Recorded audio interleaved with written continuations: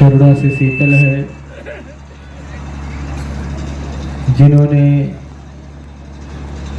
संसार के अंधकार को समाप्त किया। उस लोक गुरु भगवान बुद्ध को सर्वप्रथम नमन करता हूँ। इसी प्रकार भारतीय संविधान के निर्माता परम पूज्य बोधिसत्व बाबा साहब डॉक्टर अम्बेडकर के प्रति अपनी हार्दिक कृतज्ञता ज्ञापित करता हूँ। इसी प्रकार देश में जन्मे उन सभी संतों, गुरुओं, महापुरुषों को जिन्होंने देश में समता मूलक समाज की स्थापना में अपना योगदान दिया, उन्हें श्रद्धा का सुमन अर्पित करता हूँ। आज के इस जयंती समारोह में उपस्थित आप सभी लोगों का मैं आभारी हूँ, क्योंकि आपने मुझे आमंत्रित किया।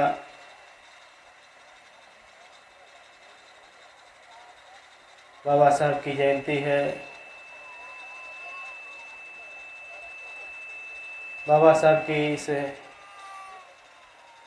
जन्म उत्सव का आप सभी लोगों को बधाई भी देता हूँ।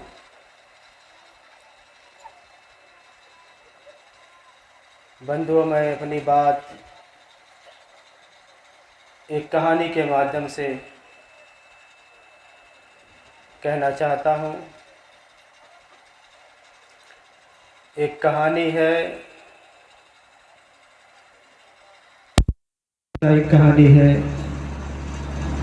बहुत सालों से कही जा रही है। मैं अक्सर मंचों से कहता रहता हूँ। आज उसी कहानी को आपको बताने का प्रयास करूँगा।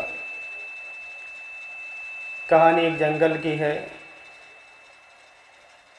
एक जंगल बहुत पुराना था, हजारों साल पुराना जंगल। हजारों सालों से वो जंगल में रहने वाले पशु पक्षियों को जीवन दे रहा है। बहुत सारे पशु पक्षी उस जंगल में रहते हैं, निवास करते हैं। जब भी उन्हें भूख लगती है, जंगल का फल खाते हैं। जब भी उन्हें धूप लगती है, जंगल उन्हें बचाता है। जब भी ठंड लगती है, जंगल उन्हें बचाता है। जब भी बरसात से दिक्कतें होती, जंगल उन्हें बचाता है। हजारों साल से जंगल हजारों पशु पक्षियों की रक्षा कर रहा है। जंगल न केवल पशु पक्षियों की रक्षा करता है, बल्कि उस जंगल से बहुत सारे मनुष्य अपना जीविकोपार्जन करते हैं। उस जंगल की लकड़ी बेच करके, जंगल का फल खा करके जीवित रहते हैं। अक्सर जीवन में सुख दुख आता है। एक बार जंगल के जीवन में भी दुख आया। किन्हीं कारणों से जंगल में आग लग गई। जब जंगल में आग लगी, जंगल जलने लगा, तो उस समय जंगल को जलता हुआ छोड़ करके जंगल के पशु पक्षी भागने लगे।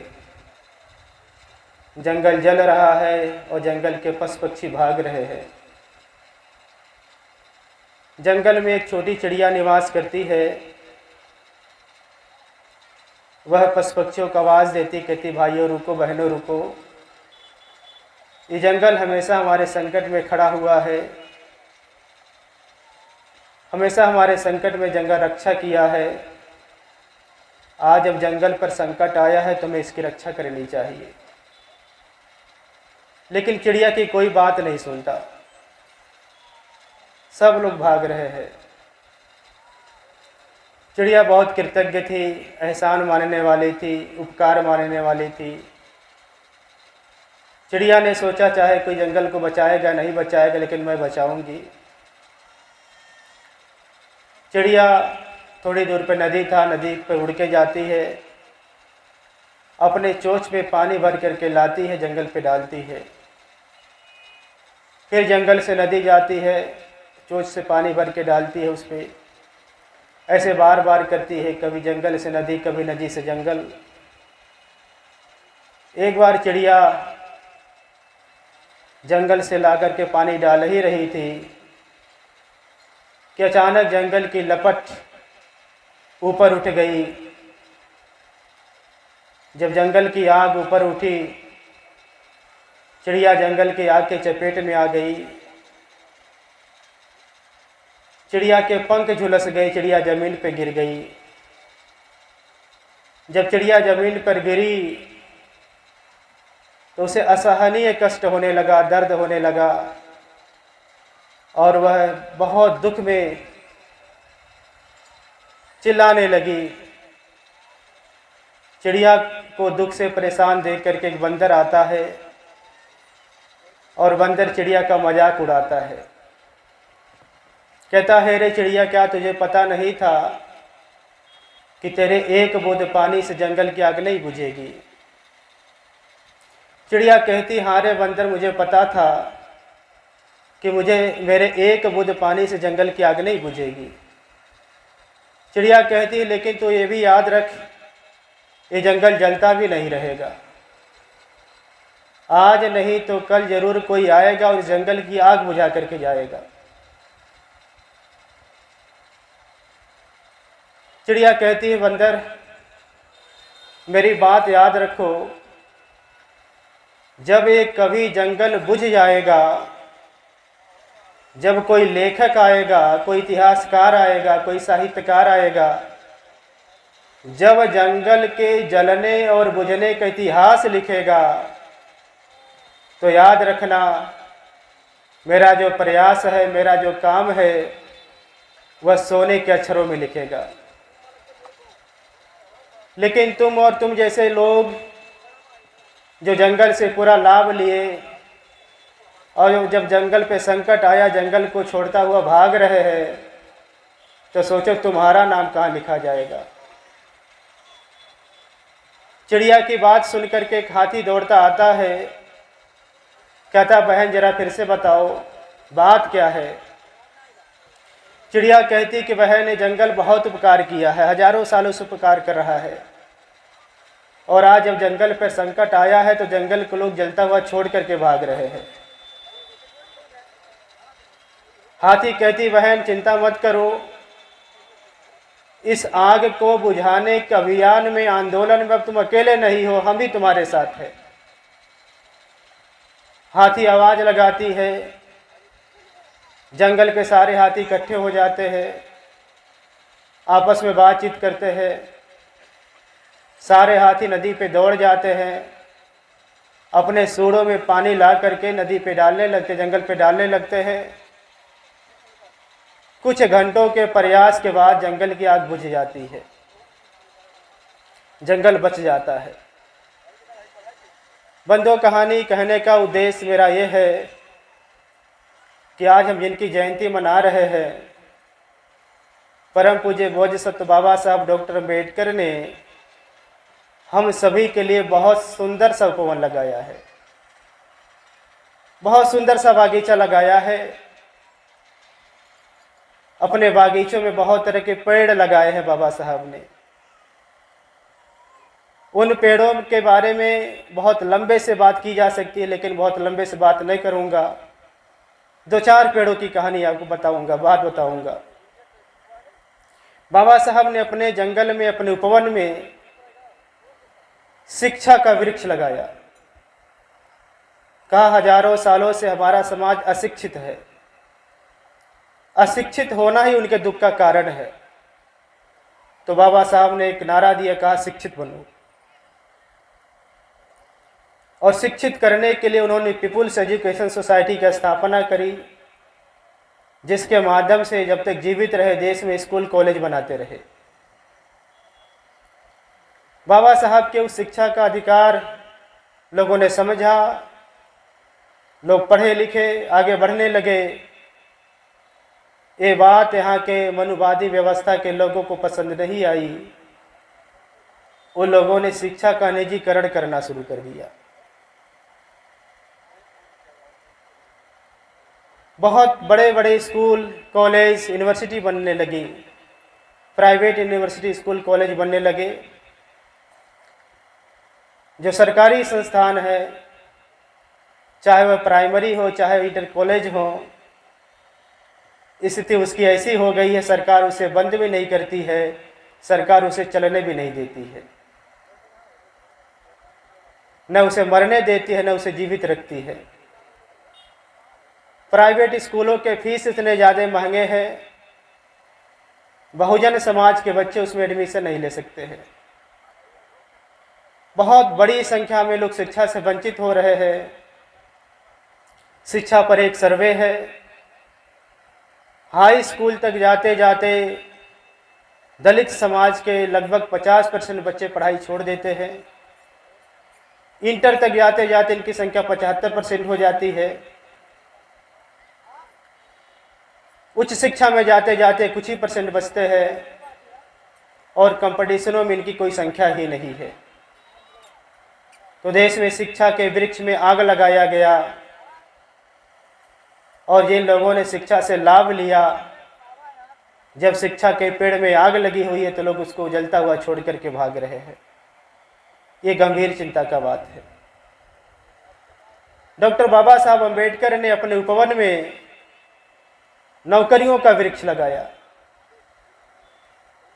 बहुत सारे लोग नौकरी में आए। बाबा साहब ने कहा पे बैक टू सोसाइटी, एक अपील की, आह्वान किया, कहा कि समाज में जा कर के आप जिस पद पे आ गए हैं अपने जैसे लोगों को उस पद पे लेकर के आइए, पे बैक करिए। समाज के बहुत सारे लोग पे बैक कर रहे थे, लेकिन मनवादी व्यवस्था के लोगों ने नौकरियां समाप्त कर दी। नौकरियों का निजीकरण हो गया, विभागों के निजीकरण हो गए। जहां निजीकरण होता है वहां आरक्षण नहीं होता है, और हम लोगों को जो नौकरी मिलती है वह आरक्षण की वजह से मिलती है, प्रतिभा की वजह से नहीं मिलती है। तो नौकरी आज खत्म की जा रही हैं, और जो नौकरी में लोग हैं, जो बड़े बड़े पदों पे लोग हैं, कुछ बोलने को तैयार नहीं। चाहे आरक्षण का मामला हो, चाहे SC ST का मामला हो, देश में जो आंदोलन हुए हैं वो कर्मचारियों ने लड़े हैं। देश में कर्मचारी आंदोलन कर रहा है, देश में बहुजन समाज का जो अधिकारी है वो चुपचाप बैठा हुआ है। वो बोलने को तैयार नहीं, वो लिखने को तैयार नहीं है, वो कुछ कहने को तैयार नहीं है। और कई बार तो मैं कहता हूं कि उत्तर प्रदेश में ही हजारों की संख्या में दलित IAS हैं, हजारों की संख्या में दलित IAPS है। मैं अगर आपसे पूछूं, बताइए 5 लोगों का नाम बता दीजिए, 5 IAS लोगों का नाम बताओ जिनको मरने के बाद याद रखा जाए, तो आप 5 लोग नाम बता सकते हैं क्या? अगर हम आपसे कहें कि 5 IPS लोगों का नाम बताइए जिनको मरने के बाद याद रखा जाए, तो क्या आप 5 IPS का नाम बता सकते हैं क्या? तो देश में जो नौकरियां थी उसमें आग लगा दी गई, और ये समाज कुछ बोलने को तैयार नहीं है। बाबा साहब डॉक्टर अम्बेडकर ने अपने उपवन में राजनीति का वृक्ष लगाया और कहा कि तुम अपने घर के दीवारों पे जाकर लिखो, तुम इस देश के शासक हो। मानवर बाबा साहब डॉक्टर अम्बेडकर के राजनीतिक चेतना के कारण मानवर कांशीराम साहब जैसे लोग तैयार हुए, और एक बड़ा राजनीतिक चेतना तैयार हुई, जिसके कारण उत्तर प्रदेश में 4-4 बार सरकारें बन गई। राजनीतिक चेतना बहुत तेज हुई, लेकिन बहुत सारे लोग, जो लोग उस आंदोलन से जुड़े हुए थे, मानवर कांशीराम साहब के आंदोलन से जुड़े हुए थे, उनके राजनीतिक आंदोलन से लाभ लिए थे, वो लोग उस आंदोलन को ही पीछे कर दिया। मानवर कांशीराम साहब का जो आंदोलन था, राजनीतिक आंदोलन था, उसका फल खाना था। उस पर फल लग रहे थे, सांसद रूपी फल लग रहे थे, विधायक रूपी फल लग रहे थे, मंत्री रूपी फल लग रहे थे, जिला पंचायत रूपी फल लग रहे थे, बहुत सारे फल लग रहे थे। इस समाज को फल खाना था और ये नादान समाज फल तोड़ने के लिए उसकी डालियां तोड़ डाली।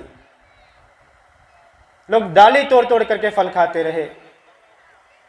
आज जो स्थिति है आपसे छिपा हुआ नहीं है और बहुत सारे लोग उसको अभी भी नुकसान पहुंचा रहे हैं। तो मानवर कांसी राम बाबा साहब का जो राजनीतिक उपवन था उसमें आग लगा दी गई। डॉक्टर बाबा साहब अम्बेडकर ने अपने उपवन में धर्म का वृक्ष लगाया।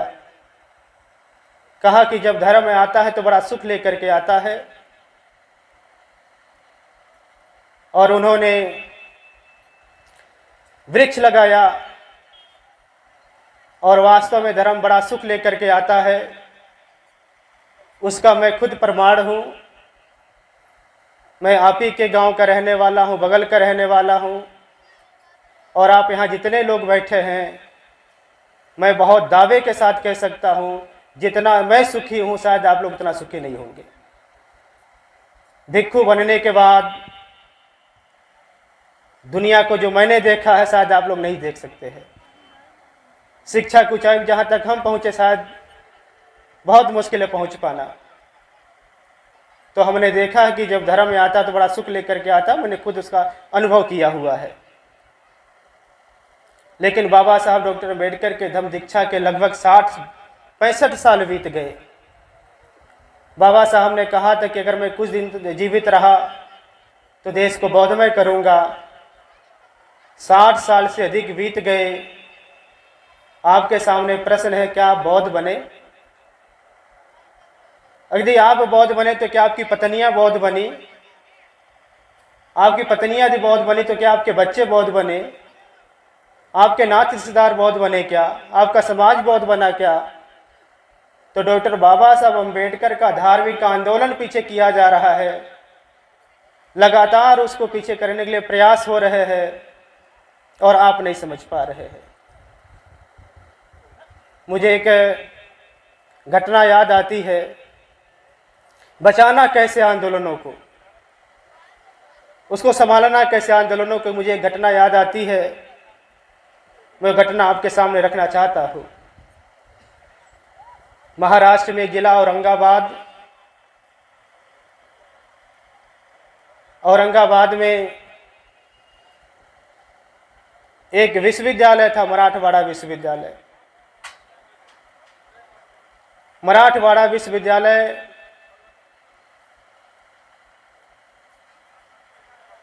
औरंगाबाद में था। औरंगाबाद बाबा साहब की कर्म भूमि है। महाराष्ट्र के लोग चाहते थे कि औरंगाबाद मराठवाड़ा विश्वविद्यालय का नाम बदल करके बाबा साहब के नाम से कर दिया जाए। महाराष्ट्र में बहुत सालों तक आंदोलन हुआ, सरकारें नहीं सुन रही थी। महाराष्ट्र के बुद्धिजीवी लोग बैठे, वो लोगों ने निर्णय लिया, कहा कि इस बार आंदोलन हम तब तक करेंगे जब तक विश्वविद्यालय का नाम नहीं बदल जाता है। बड़ी तैयारी करके बड़ा आंदोलन कर दिया लोगों ने। लाखों लोग महाराष्ट्र के सड़क पे आ गए। जब लाखों लोग महाराष्ट्र के सड़क पर आए तो महाराष्ट्र सरकार को उस आंदोलन को दबाने के लिए, उस आंदोलन को खत्म करने के लिए बाबा साहब के अनुयायियों पे गोली चलानी पड़ गई। जब महाराष्ट्र के धरती पर गोली चली तो बाबा साहब के बहुत सारे बच्चे मार दिए गए। जब बहुत सारे बच्चे मारे गए तो महाराष्ट्र के लोग और उग्र हो गए। उन लोगों ने कहा कि अब महाराष्ट्र के साथ साथ अपना आंदोलन दिल्ली लेकर के जाएंगे। अब दिल्ली के सड़कों पर भी आंदोलन करेंगे। महाराष्ट्र के लोग दिल्ली जा रहे थे। उसी आंदोलन में एक माता है, लगभग 70 साल उम्र है माता का। उनका पति मार दिया गया है। उनका एक ही बच्चा था, 24-25 साल का। वो अपने बेटे से एक दिन कह रही बेटा मुझे दिल्ली जाना है। बेटा पूछता कि माँ तुझे दिल्ली क्यों जाना है? कहती देखो न, यहाँ पे गोली चली है, हमारे भाइयों ने सोचा कि हम आंदोलन दिल्ली लेकर के जाएंगे और दिल्ली भी आंदोलन करेंगे, जब तक नाम नहीं बदलता तो दिल्ली में आंदोलन चलता रहेगा। कहती यदि तुम्हारा बाप जिंदा होता तो दिल्ली जाता। मैं सोचती हूँ तुम्हारा बाप तो है नहीं, बाबा साहब के मान सम्मान की बात है, तो हमारे घर से किसी न किसी को दिल्ली तो जाना ही चाहिए। तो मैं सोच रहा हूँ कि मुझे ही जाना चाहिए। उनका बहुत आज्ञाकारी बेटा कहता है कि माँ ऐसा करो, दिल्ली तुम मत जाओ, मुझे जाने दो, तुम्हारी उम्र बहुत ज़्यादा हो गई है, तुमको आने जाने में दिक्कत होगी, वहाँ कुछ दिक्कतें हो जाएगी, तुम मत जाओ, मुझे जाने दो। माता अपने बेटे से कह रही कि बेटा अभी तुम्हारी उम्र ही कितनी है, 24-25 साल तुम्हारी उम्र है, खेलने खाने की उम्र है, पढ़ने लिखने की उम्र है, तुम मत जाओ आंदोलन में, मुझे जाने दो। बेटा कहता है कि मुझे जाना है, माँ कहती मुझे जाना है। अंततः बेटे की जिद के सामने माँ को हार मानना पड़ता है। जब माँ देखती कि बेटा मानने वाला नहीं है तो माँ अपने बेटे से कहती कि बेटा ठीक है, यदि तू दिल्ली जाना चाहता तो जाओ, लेकिन मेरी एक बात याद रखना, हो सकता है महाराष्ट्र की तरह दिल्ली की अंधी बहरी सरकार भी डॉक्टर बाबा साहब अम्बेडकर के अनुयायियों पे गोली चलावे। यदि दिल्ली की अंधी बहरी सरकार डॉक्टर बाबा साहब अम्बेडकर के अनुयायियों पे गोली चलावे, यदि कोई गोली तुम्हारे सामने आवे तो तुम उसके सामने सीना कर देना, पीठ मत करना। कहती यदि तुम अपने सीने पे गोली खाने को तैयार हो तब दिल्ली जाओ, अगर नहीं तैयार हो तो दिल्ली मत जाओ। कभी कभी मैं सोचता हूँ जिस समाज में ऐसी माताएं रहेंगी तो डॉक्टर बाबा साहब अम्बेडकर का आंदोलन बढ़ने से कौन रोक लेगा। मुझे एक और घटना याद आती है। महाराष्ट्र की भूमि पर एक बहुत बड़े संत हुए, उनको गाड़गे बाबा कहा जाता है। गाड़गे बाबा धोबी समाज के थे, उनके लाखों अनुयायी गाड़गे बाबा को बाबा साहब बहुत मानते थे, बहुत सम्मान करते थे, और गाड़गे बाबा भी बाबा साहब को बहुत मानते थे। बाबा साहब अक्सर गाड़गे बाबा से मिलने जाया करते थे।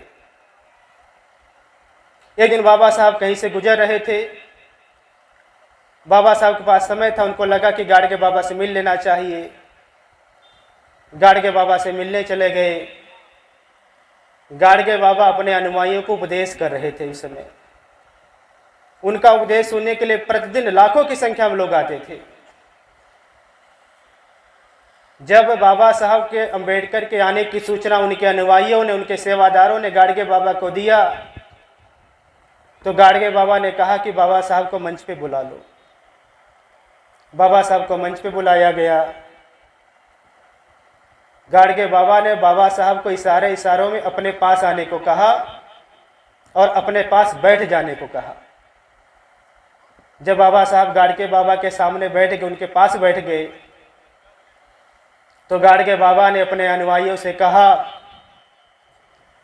कि तुम लोगों ने भगवान को देखा है?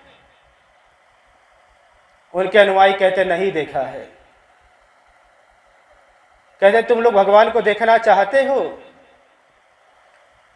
उनके अनुयायी दोनों हाथ उठाकर कहते हाँ, भगवान को देखना चाहते हैं। गाड़गे बाबा ने बाबा साहब के दाहिने हाथ को पकड़ा, उसे ऐसे आकाश में ऊपर किया, अपने अनुयायियों से कहा कि देखो तुम्हारा भगवान बैठा है। तो गाड़गे बाबा डॉक्टर बाबा साहब अम्बेडकर को भगवान मानते थे, हमारा भगवान मानते थे। आज उसी भगवान की जयंती मनाई जा रही है। बहुत उपकार है बाबा साहब डॉक्टर अम्बेडकर का, अनंत उपकार है। मुझे याद आता है बर्मा में विश्व बौद्ध सम्मेलन हो रहा था।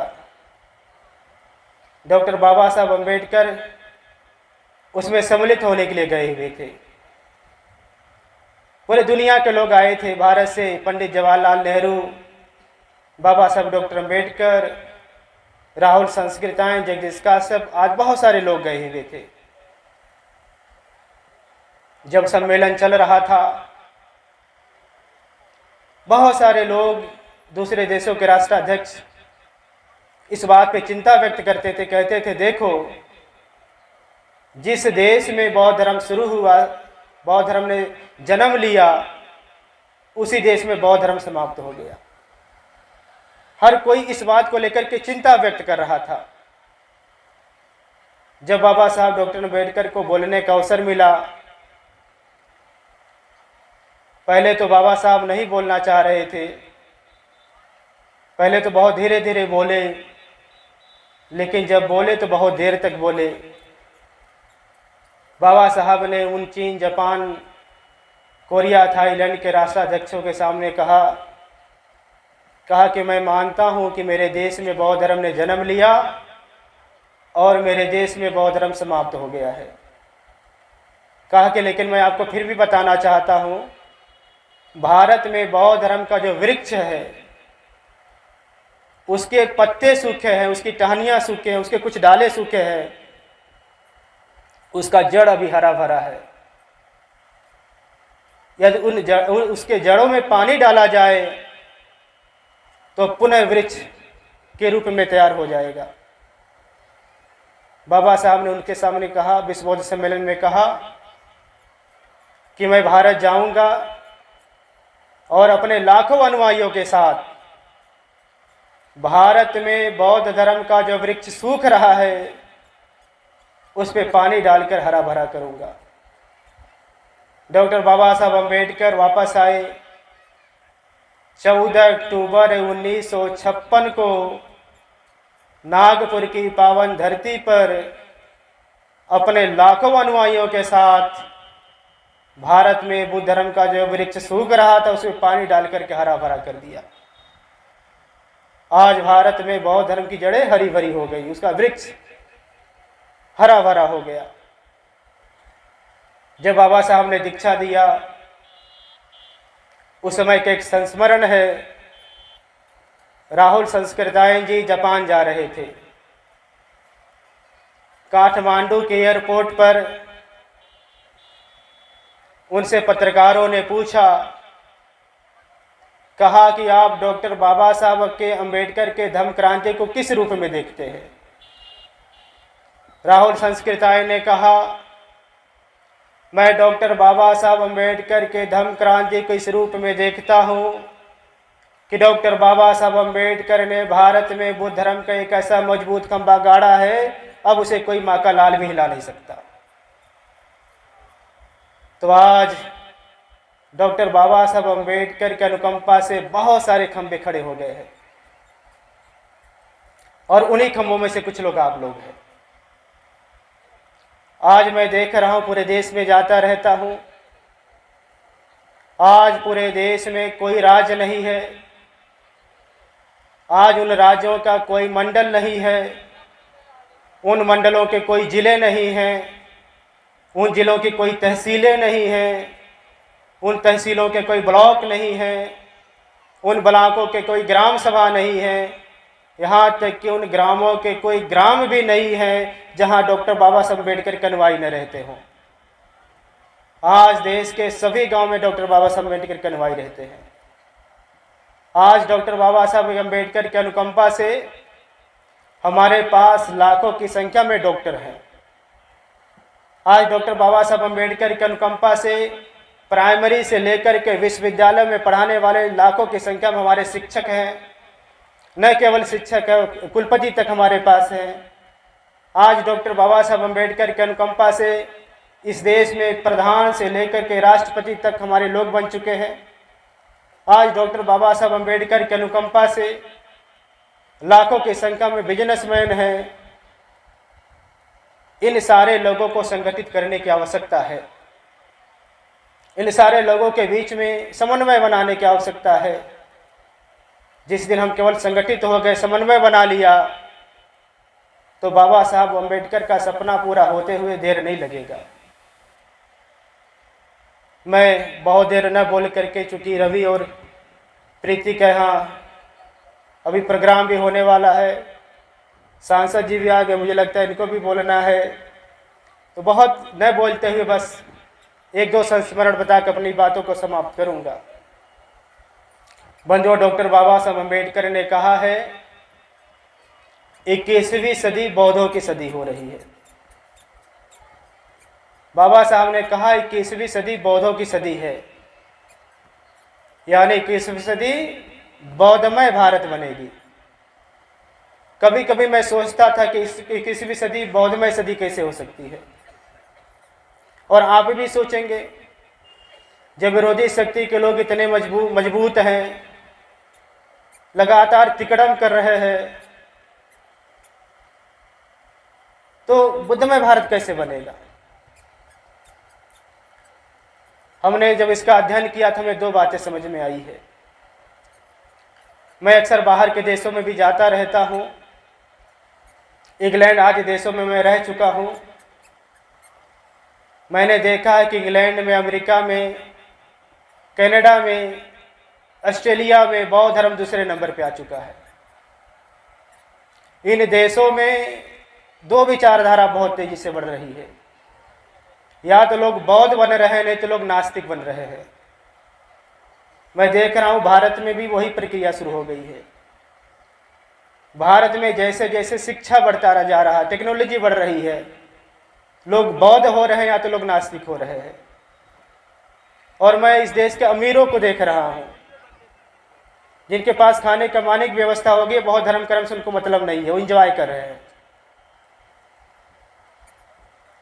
आने वाले इस देश में 10-20 सालों में ही या तो लोग बौद्ध बनेंगे, नहीं तो लोग नास्तिक बनेंगे। और मैं लोगों से कहता हूं कि बौद्ध नहीं बन रहे तो नास्तिक बनना भी बहुत अच्छा है। कम से कम नास्तिक ही बन जाओ, नास्तिक भी हमारे बहुत करीब आता है। तो आने वाले सदी में, और एक उदाहरण और देना चाहता हूं, आप अपने घर पे देख लीजिए, आपके जो छोटे छोटे बच्चे हैं आपसे तेज हैं। अब आपसे वो ऐसे प्रश्न करते हैं, आप उसका जवाब नहीं दे पाते हैं। आने वाले 10-20 सालों में जैसे जैसे शिक्षा बढ़ेगी, टेक्नोलॉजी बढ़ेगी, आपके बच्चे आपसे ऐसे प्रश्न करेंगे जब आप उसका जवाब नहीं दे पाएंगे। फिर उनके सामने दो विकल्प हो गए, या तो बौद्ध बनेंगे, नहीं तो लोग नास्तिक बनेंगे। एक और उदाहरण देकर अपनी बातों को समाप्त करूंगा। लगभग 3-4 मेरी लुम्बिनी की यात्रा हुई थी। लुम्बिनी की पदयात्रा करने के बाद जब मैं सारनाथ वापस गया, तो 4-5 दिन के बाद दिल्ली के बहुत बड़े बड़े लोग मेरे पास मिलने आए,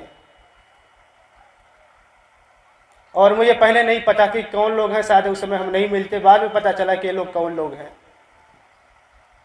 बहुत बड़े संगठन के, देश का जो सबसे बड़ा संगठन, उसी संगठन से लोग थे। लोगों ने हमसे कहा कि भंते जी, हम लोग देश में एक संगठन बना रहे हैं और धर्म गुरुओं का संगठन बना रहे हैं। हम लोग चाह रहे हैं कि देश के विभिन्न धर्मों के धर्मगुरु संगठन में आवें और वह समाज को एक अच्छा संदेश दे।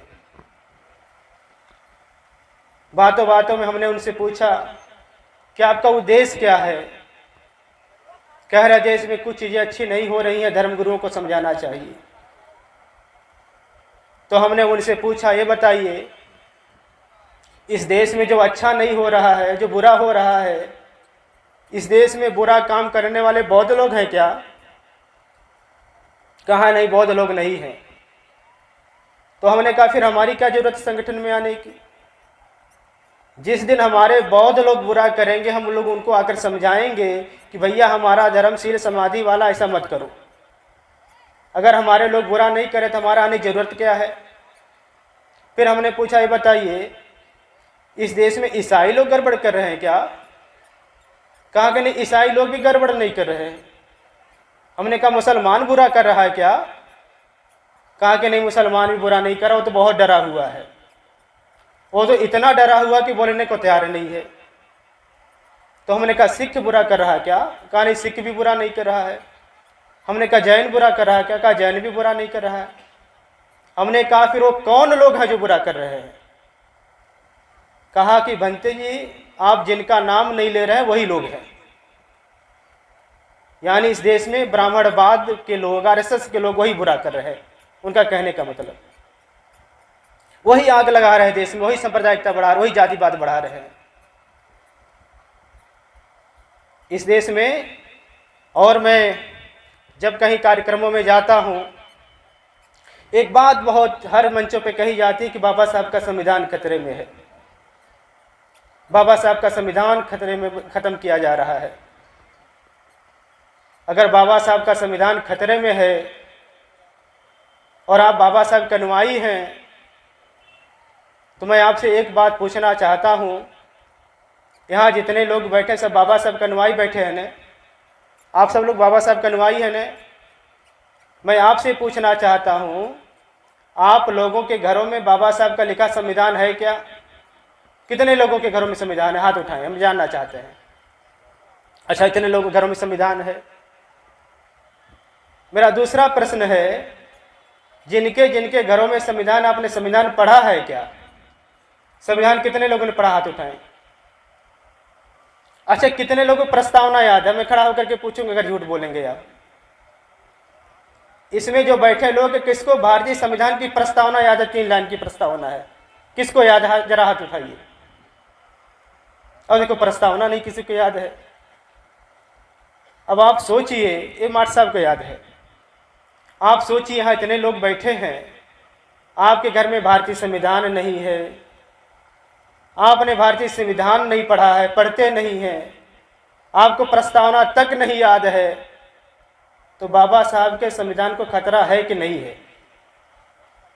और खतरा किससे है? आप ही लोगों से है ना, क्योंकि आपने इस गंभीरता से लिया संविधान को।